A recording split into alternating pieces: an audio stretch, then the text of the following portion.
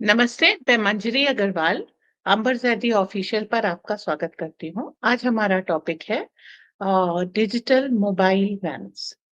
ये फॉरेंसिक की एक मोबाइल वैन है, जिसे महाराष्ट्र के सीएम श्री देवेंद्र फडणवीस ने लॉन्च किया है।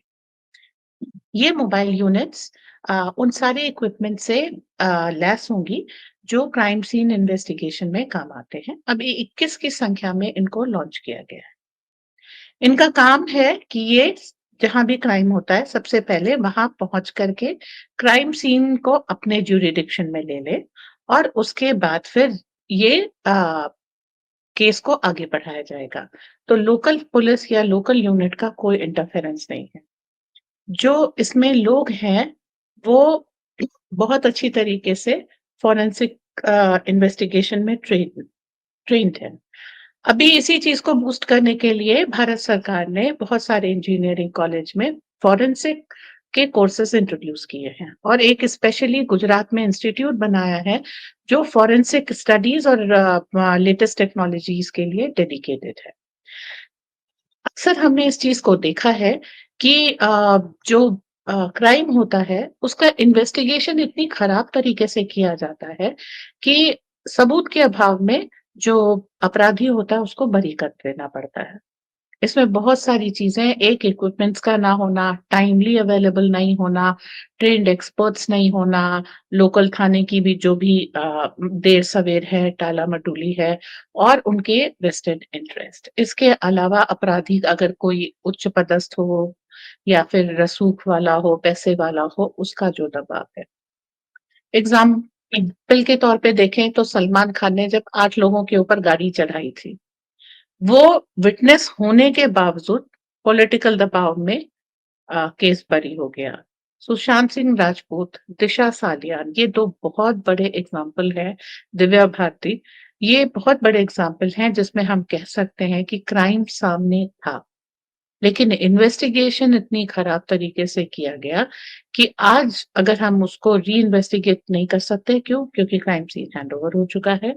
सेकेंडली, जो सबूत थे, वो बहुत अच्छी तरीके से प्रिजर्व नहीं किए गए। थर्डली, पता होते हुए भी अब जो है इन अपराधी को सजा देना या अपराधी कौन है, इस पे पिन पॉइंट करना बहुत मुश्किल हो गया है।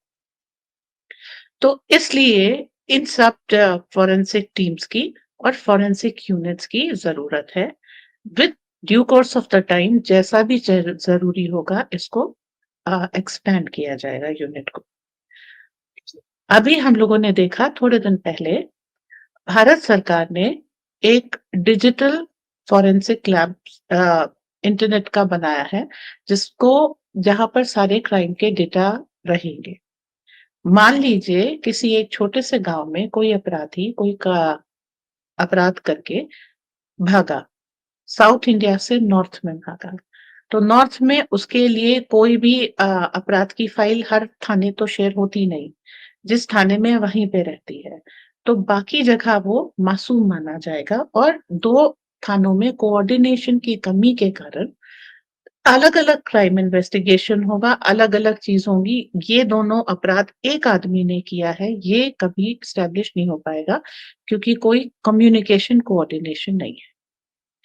तो जो ये ऑनलाइन ये बनाया गया है क्राइम रिकॉर्ड, इसमें आपको ये आसानी मिलेगी कि जो भी क्राइम हो रहा है उसको अपलोड कर दिया जाएगा। अब अगर किसी भी व्यक्ति को ये ज़रूरत लगती है कि इस तरह का अपराध कहीं दूसरी जगह तो नहीं हुआ है, तो उनको इस सेंट्रलाइज्ड सिस्टम से आसानी होगी क्रिमिनल को ढूँढने के लिए कि इस तरह के अपराध इस जगह पर इस व्यक्ति ने किए हैं, या फिंगरप्रिंट्स मैच हो रहा है, या अपराध करने का तरीका मैच हो रहा है, या फिर कोई और स्पेसिफिक पॉइंट 2 केसेस का मैच हो रहा है। अक्सर हम देखते हैं कि जैसे दंगा किया और दंगा करने के बाद लोग दूसरे शहर में वापस चले गए। लोकल्स उनको आइडेंटिफाई नहीं कर पाते, क्यों? क्योंकि ये लोग हैं वो बाहरी होते हैं। इनके फिंगरप्रिंट्स मिल जाएँ या कुछ मिल जाए, पर इनको ढूँढना बहुत मुश्किल हो जाता है। जब एक सेंट्रलाइज्ड डिजिटल सिस्टम होता है क्राइम रिकॉर्ड्स का, तो ऐसे लोगों को ढूँढना और आसान हो जाता है। जो भी सबूत मिले हैं वो अपलोड कर दीजिए, अगली बार जब कुछ होगा या किसी छोटी-मोटे केस में ये पकड़े जाएँगे, तो हम इनको सही सज़ा दिला सकते हैं। इसका एग्ज़ाम्पल हम ऐसे लेते हैं, शीना वोरा का एक मर्डर केस हुआ था। उस केस में अपराधी पूरा अपराध करके बच गया था।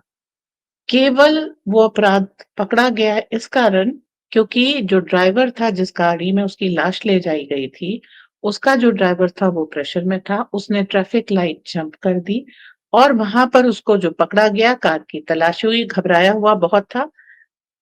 कार की तलाशी हुई, एक चाकू मिला और कड़ियाँ जुटती गईं और एक हत्या का केस सामने आ गया। क्या जो पूरा एक फूल प्रूफ सिस्टम था, उसको कवर कर दिया गया था, उसको ढूँढा केवल एक ट्रैफिक लाइट सिग्नल जंप करने से। इसी तरीके से बहुत बार किसी छोटी घटना में बड़े अपराधी पकड़ लिए जाते हैं, क्यों? उसके सबूत होते हैं। तो इसी चीज़ को जब हम सेंट्रलाइज़्ड सिस्टम रखते हैं तो अ, आसान हो जाएगा।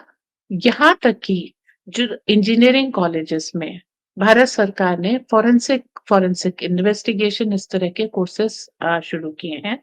स्पेशल ट्रेनिंग है पुलिस ऑफिसर्स की फॉरेंसिक में, ताकि वो सबूतों को ढूँढ सकें, देखकर समझ सकें, उनको प्रेज़ेंट कर सकें। फॉरेंसिक के ऊपर जो एडवोकेट्स हैं, लॉयर्स हैं, इनकी स्टडीज़ पे भी जोर दिया जा रहा है, ताकि काम जल्दी और पुख्ता तौर पे आगे बढ़ सके और एक राज्य से अपराधी दूसरी जगह भाग करके ना जा सके। किसी भी एक जगह पर उनकी अपराध को कवर अप ना किया जा सके। तो अपराध के ऊपर लगाम लगाने में और अपराधियों को पकड़ करके न्याय दिलाने में भारत सरकार का एक बहुत मजबूत कदम है। आज ये महाराष्ट्र में इम्प्लीमेंट हुआ है क्योंकि ये भारत सरकार की अब एक पॉलिसी है, एक छोटी जगह एक्सपेरिमेंट कर लेते हैं, जहाँ पर जो अपग्रेडेशन है वो सब करके फिर उसे नेशन वाइड लागू किया जाता है। और इसी तरीके से लोकल क्राइम के ऊपर काबू करने की इस मुहिम को हम भारत सरकार को धन्यवाद देते हैं। आगे जो अपडेट होंगे हम आपको बताते रहेंगे। अभी मुझे सुनने के लिए धन्यवाद। जय हिंद, नमस्कार।